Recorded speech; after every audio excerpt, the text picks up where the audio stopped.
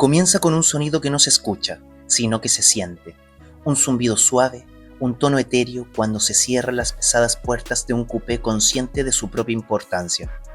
El Mercedes CL de la serie C215 nunca fue simplemente un automóvil, era una visión del futuro de la clase alta, un anuncio silencioso hecho de metal, vidrio y electrónica, construido para una época que aún estaba por llegar, y quizás precisamente por eso tan difícil de comprender. A finales de los 90, Mercedes se encontraba en una fase de ambiciones radicales. El Clase S W220 debía redefinir el mundo nuevamente y a su lado debía surgir un coupé que fuera más que solo una variante de dos puertas de la gran berlina. El C215 debía reescribir la elegancia, más bajo, más ancho, más ligero, técnicamente más radical. Un automóvil que no mostraba, sino susurraba quien lo había construido. Ya el primer encuentro con él era diferente. La carrocería parecía un solo trazo fluido, sin bordes duros, sin drama innecesario. Los diseñadores hablaban entonces de dominancia suave, y exactamente así se sentía, un automóvil que no destacaba con agresividad, sino con naturalidad.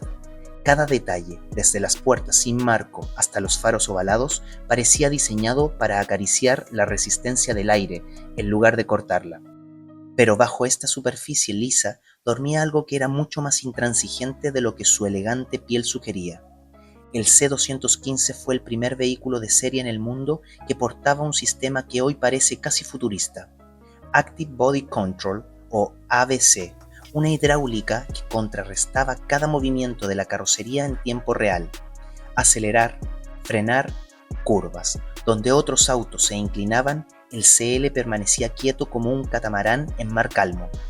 ABC no era un simple chasis, era un manifiesto técnico.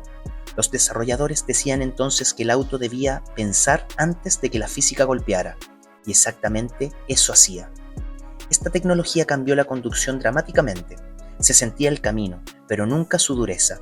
El CL no flotaba, se deslizaba, controlaba, corregía.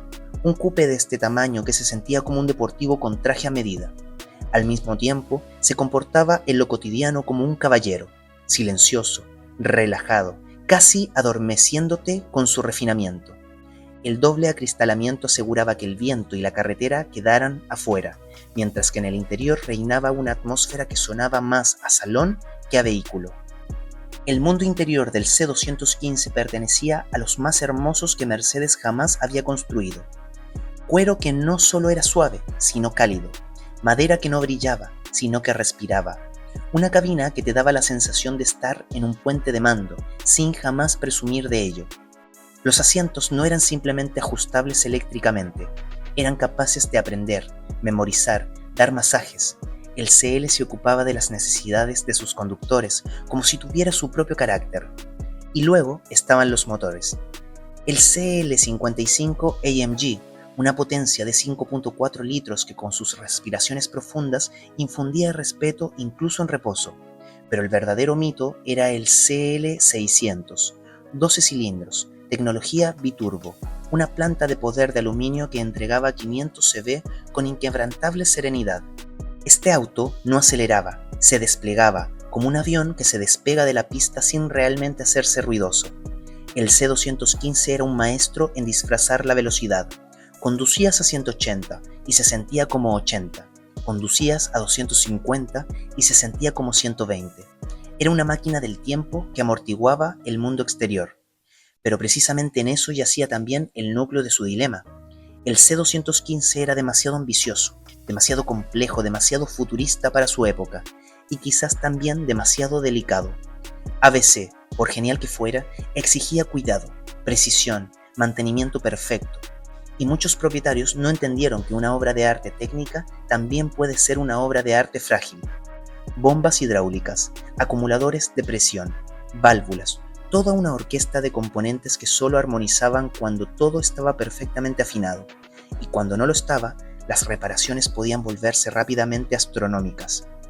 Lo mismo aplicaba para los modelos B12. Eran maravillas de ingeniería, pero también eran divas. Cada fuga, cada manguera porosa, cada junta envejecida transformaba el majestuoso motor en una fuente de minucioso trabajo mecánico. Muchos CL cambiaron de propietario, a menudo a precios que apenas reflejaban lo que alguna vez costaron, pero con cada cambio de propietario el auto se alejaba un poco más del cuidado que necesitaba. Era un auto que solo hacía felices a dos tipos de personas, aquellos que podían permitirse lo nuevo y aquellos que realmente lo entendían. En el mercado, el C215 competía con la serie BMW 8, el Jaguar XJ o más tarde el Aston Martin DB9, pero en verdad era incomparable. Los otros eran coupés deportivos o lujosos Gran Turismo. El CL, en cambio, era una catedral rodante, un auto que no parecía velocidad, pero irradiaba velocidad, un auto que no gritaba lujo, sino que lo susurraba. Pero precisamente ese era su problema. Parecía tan sin esfuerzo, tan modesto, tan reservado, que muchos lo pasaban por alto. El C215 era un fantasma en la clase alta. Se deslizaba sin llamar la atención, sin dramatismo, y quien miraba descuidadamente rápidamente lo confundía con un clase S de 2 puertas, lo cual era técnicamente, pero emocionalmente nunca. Mientras su tecnología estaba adelantada a su tiempo, su imagen permanecía en las sombras. Costaba tanto como un deportivo de Porsche, pero hablaba un lenguaje completamente diferente. Ofrecía más confort que muchos Rolls-Royce, pero llevaba un logo de Mercedes que entonces aún no tenía el aura ultra lujosa que posee hoy.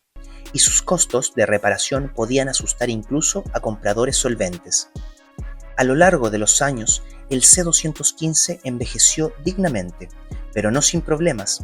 Óxido en los pasos de rueda, fugas de ABS, caprichos electrónicos de principios de los 2000, complicados controles de puertas. No era un auto para las masas, era un auto para iniciados, para personas dispuestas a asumir responsabilidad. El CL era como un piano de cola, hermoso, pero solo cuando lo afinabas. Pero precisamente esta mezcla de genio y delicadeza lo hace tan fascinante hoy. Es uno de los últimos representantes de una era en la que Mercedes construía autos que se regían más por la voluntad de ingeniería que por la razón empresarial. Un vehículo que portaba tanta tecnología que era casi lógico, y al mismo tiempo tan elegante que nunca notaba su complejidad. Si ves un C215 hoy en la calle, reconoces su atemporalidad inmediatamente. Las líneas han permanecido suaves, el diseño apenas ha envejecido y su presencia tiene algo de arrebatado. Parece como si hubiera sido liberado de un mundo paralelo, en el que el lujo y la tecnología no tenían que ser ruidosos. ¿Qué queda entonces del C215? Es una obra maestra, pero una que lleva el precio de una obra maestra. Un auto que convierte la frase «ya no los hacen así» en un hecho. Un vehículo que recompensa a sus propietarios cuando le dan lo que merece. Respeto, cuidado, amor. Porque al final, el CL215 es como un mecanismo de relojería del siglo XIX. Preciso, hermoso, técnicamente audaz, pero no para personas que tienen prisa. Es un recuerdo de una época en la que Mercedes aún construía cosas que no tenían sentido, excepto para aquellos que sentían lo que significaban. Y precisamente por eso es una leyenda hoy.